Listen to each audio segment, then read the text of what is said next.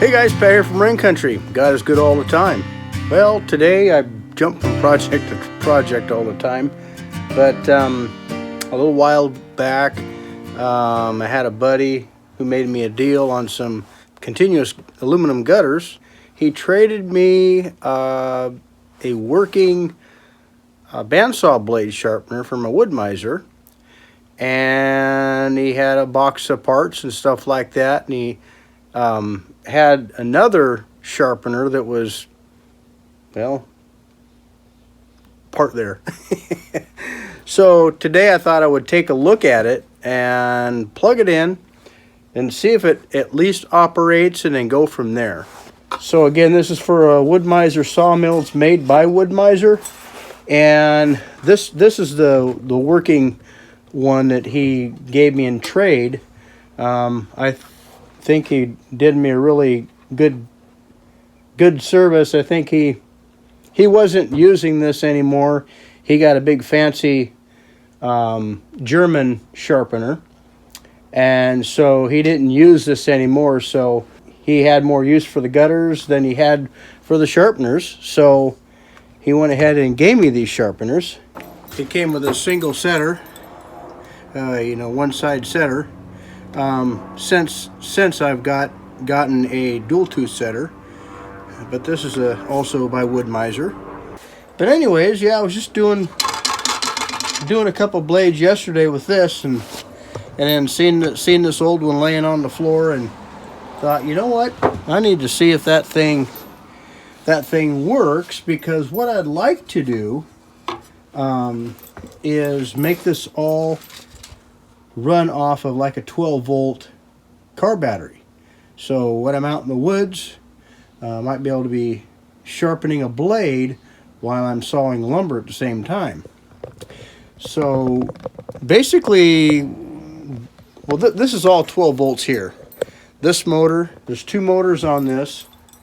This regulates the feed for how fast the sharpener sharpens each tooth. And obviously this other motor is to run grinder itself. So both of these motors are 12 volt. And they run to this transformer. This runs your 110 power and drops it down, steps it down to 12 volts DC. 120 volts AC to 12 volts DC.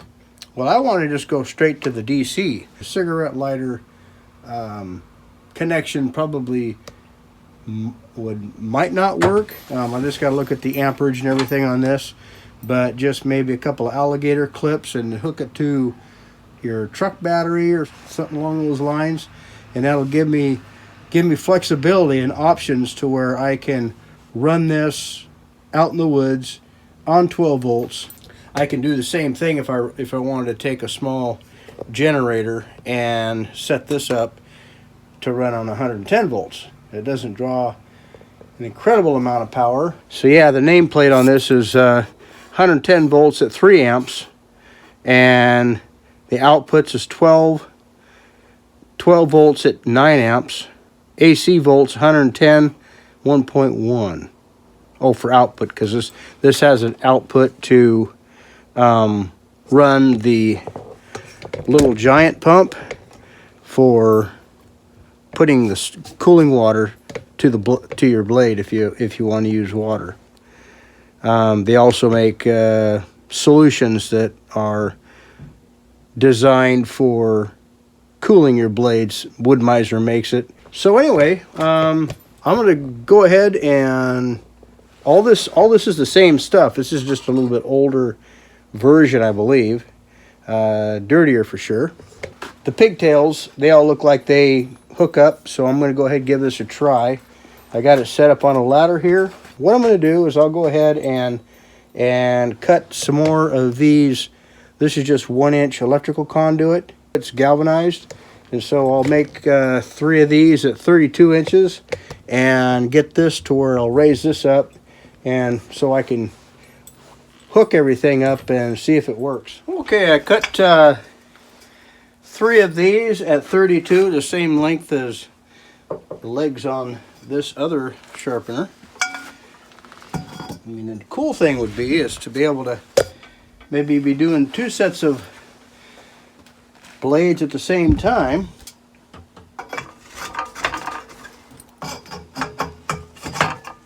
I think for right now that's okay.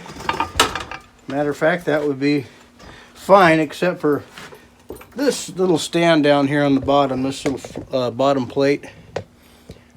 This triangular bottom plate down here at the bottom actually gives us a lot more stability. But just for seeing if this thing works or not, get it kind of cleaned up a little bit and see what we got here, is fine for now.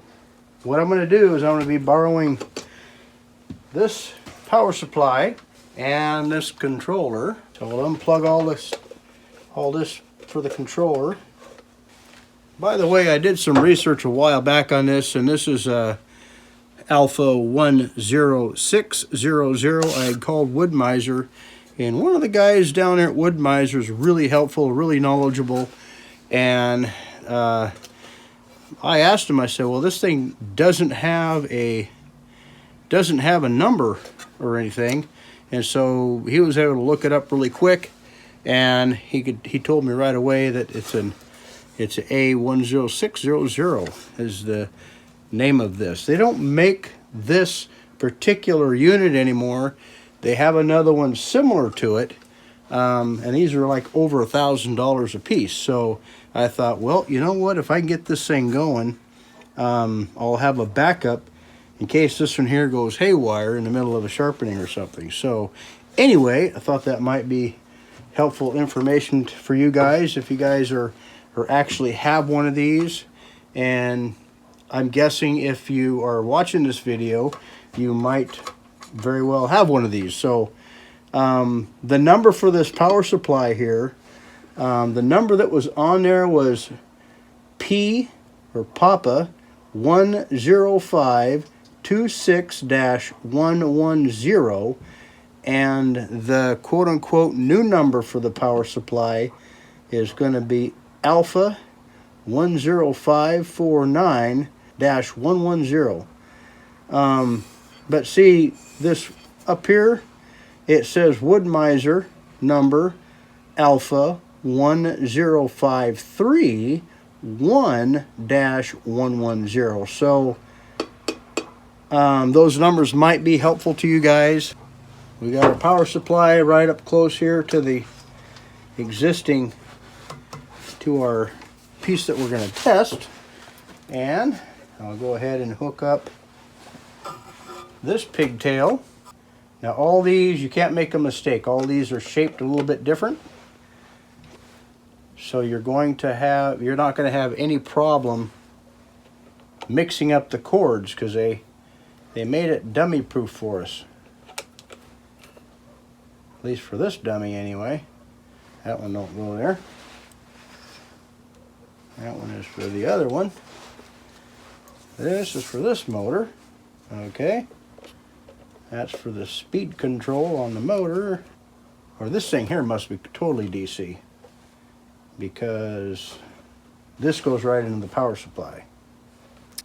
This is a DC power in to run this box from the inverter, from the inverter goes into here, and then these wires go to our feed control, and that's variated with the feed rate. And then this in here is the on-off switch for the grinder motor. Okay, so we got that figured out.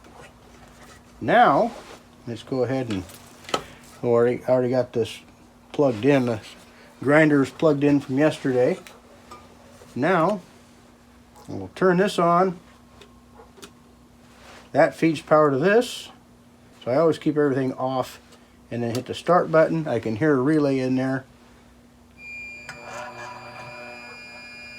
Okay, so this is not, I can hear power going to the motor, and so the motor's getting power.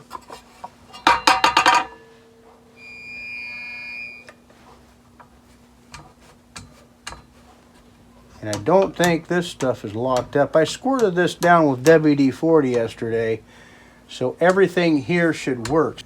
Now right back here is the gear reducer. It goes this little Fast-Go motor. And let's see if the grinder works. Get everything out of the way, make sure the grinding wheel's not touching anything. Okay, that works fine. Sounds good.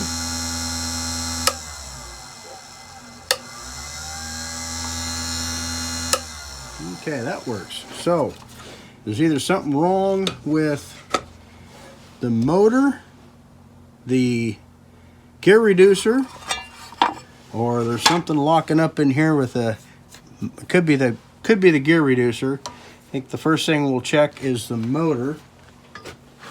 Before I do that, I'll go ahead and spray all this off, kind of blow all the dust and everything out.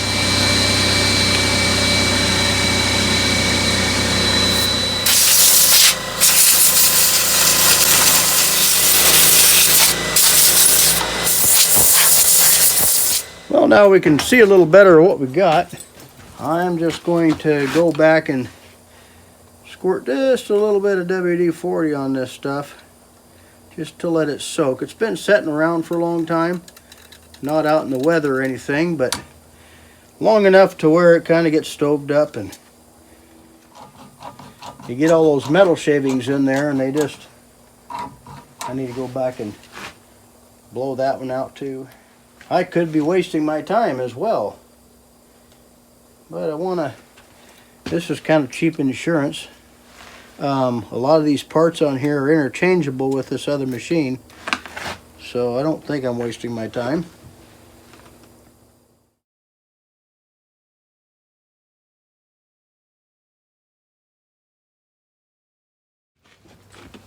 Well, power is getting to the motor.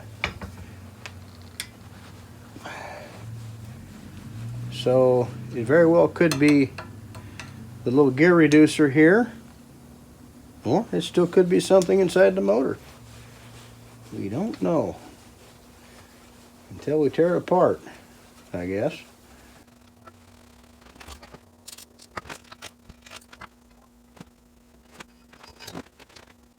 So this is not turning very well, so something haywire with the motor. The magnets are moving with the stator. Oh. This all looks good. I bet you these are the problem. That ain't supposed to happen. At least I wouldn't think.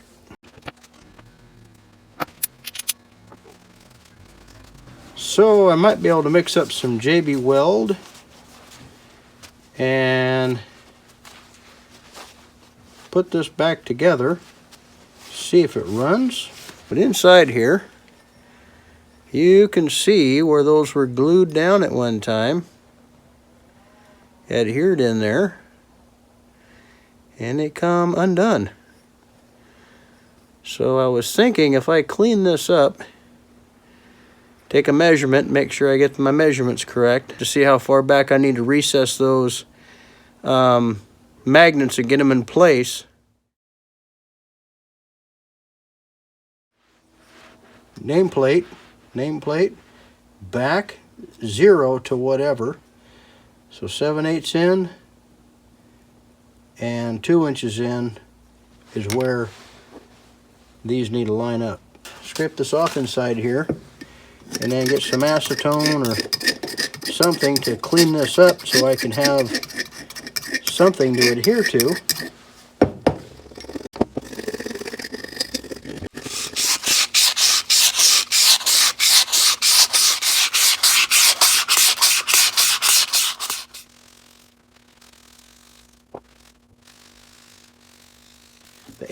That acetone dries out really fast. It works pretty good for cleaning things up. I wanted to rough this up with a little bit of sandpaper so it would stick good to the bare metal, and clean these guys up so the glue will stick to those as well. So anyway, I go find some of that glue and I'll be right back.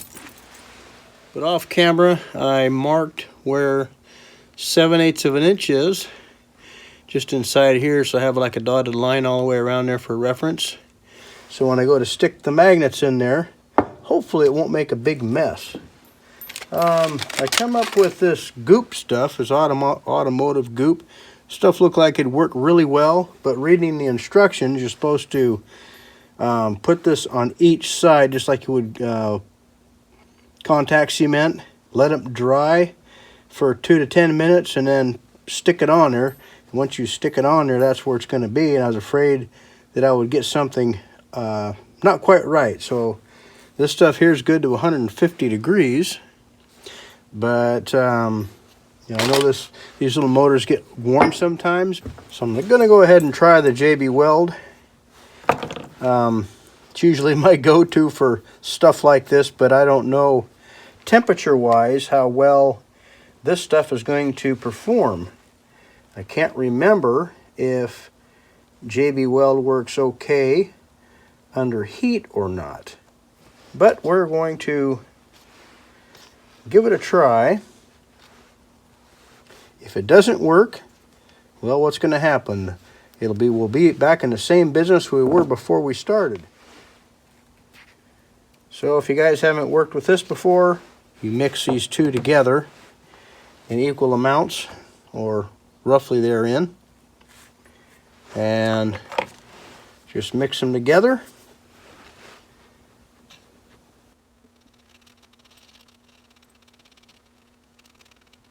And this stuff actually sets up pretty fast, but I'm going to give this a good 24 hours before I put the stator back in there.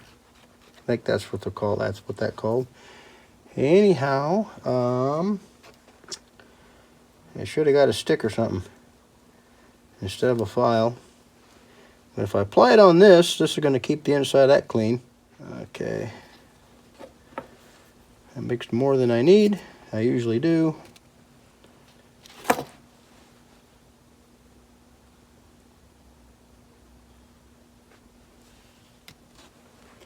I don't want to get it too thick. Alrighty then. Okay, I'm going to try to get them in the same place they were. Yeah, it's just going to be kind of nasty. I'm glad I put the little dotted lines all the way through there. I'm going to put just a little bit more adhesive on this one here. I got it kind of thin.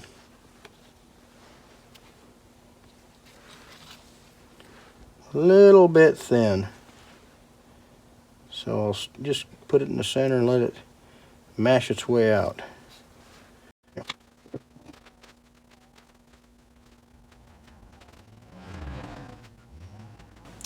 Okay, I just want to make sure that that all got centered correctly.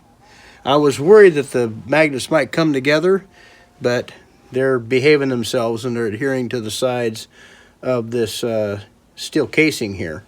So I think I'm in good shape. I'll take some acetone and wipe off the excess glue.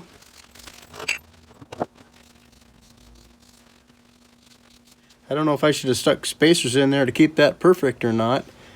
You know, cut little wooden spacers to put in between the magnets, but a lot of this stuff you don't think about until you're actually doing it.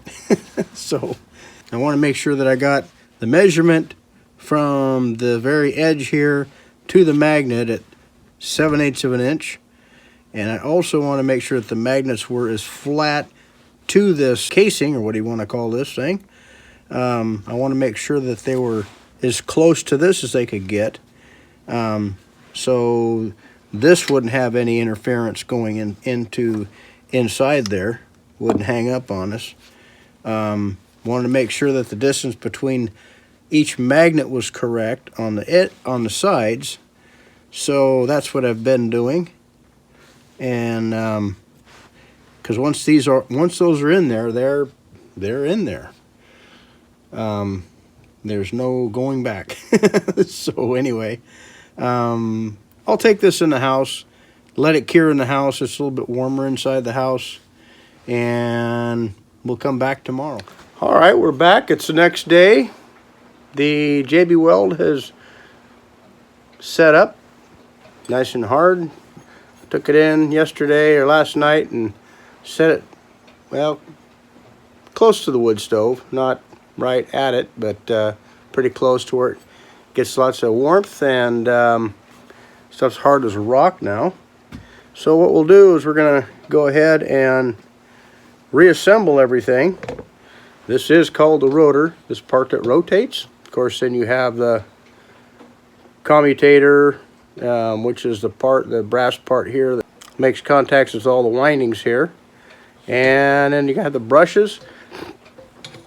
I did check these brushes here off camera, and there's still, seems like there's quite a bit of life to them, so we're going to leave that at it as is. And I have a couple little washers here. I got to remember to keep those on and don't let them fall off when I put this back into the reducer, the gear reducer. So these things are kind of a booger to reassemble, because there's little springs inside here that push the brushes next to the commutator, and so putting this back on there and then having to depress those two spring on each side, I took a flat nose screwdriver, and really need 3 hands for this, but I took a flat blade screwdriver and stuck it in the vise and used it to hold one side, where I just took my fingernail and pinched the other side and dropped it back in. So so that's that. Bearings and everything look pretty good on this thing, so we're going to go ahead and assemble it and see how it works out. So the nameplate data was, you know, this is how it went. So what I'm going to do is I am going to stick my finger through here so I can push on the top of this so it doesn't come out of the brushes. Now I go ahead and reinsert it. I'm always applying pressure with my forefinger here, and while I'm pushing it into the casing. Now there's a couple of little tabs on this. There we go. Tabs that look like these ones here. Now we'll reinsert it. Looks like there's a little tiny air gap in there, so that's good.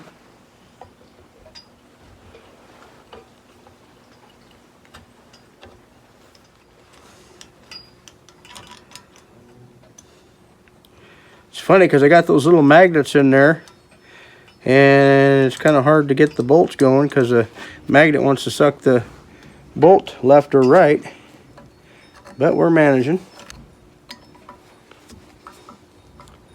Now, will it work? That's the big question.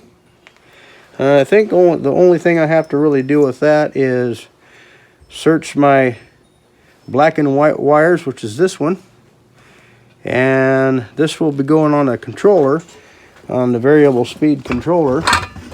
Okay, so we got everything all plugged up. I don't need, or plugged in. I don't really need to plug this one in, but I'll go ahead and do that anyway. So everything's got a hole to go into. Okay, so we're got power.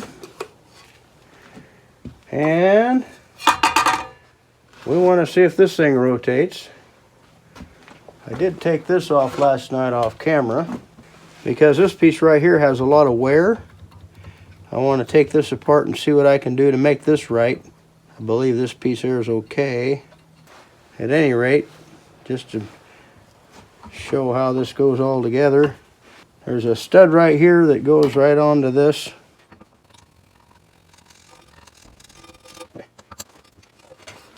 Now I need to turn on this, see if the feed rate works. Oh, look at there.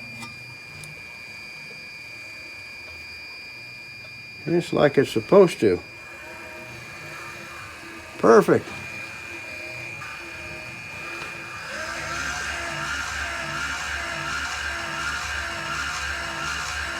I suppose at some point it might be worthy to take this gear reducer apart.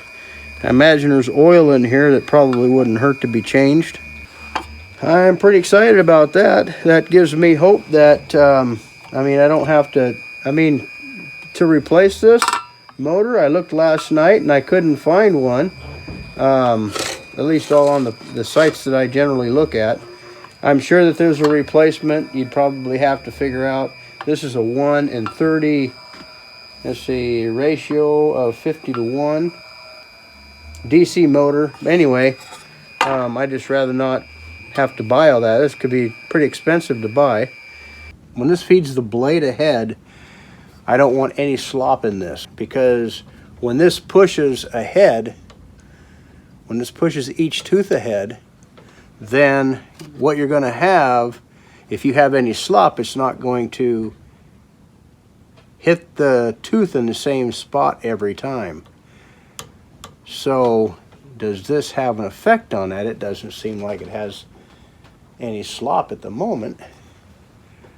I think I'm okay. See, other than cleaning it up a little bit, I think we got a working piece here.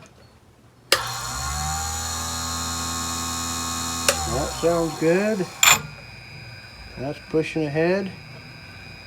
So when you first put your blade on there, you want to work this up quite a ways. You got to line up the cutter wheel. Matter of fact, I need to change that out, put a new one on. This is supposed to be a sensor to stop the feed, but the one on the other one didn't, I don't think it was working. This needs a new end on it. I actually have the tool to make that right. Anyway, just some more playing around. When I get monkeying with this thing again a little bit, Heidi may or may not include some of this exploratory looking. I will come back with an update and let you guys know how it's working out.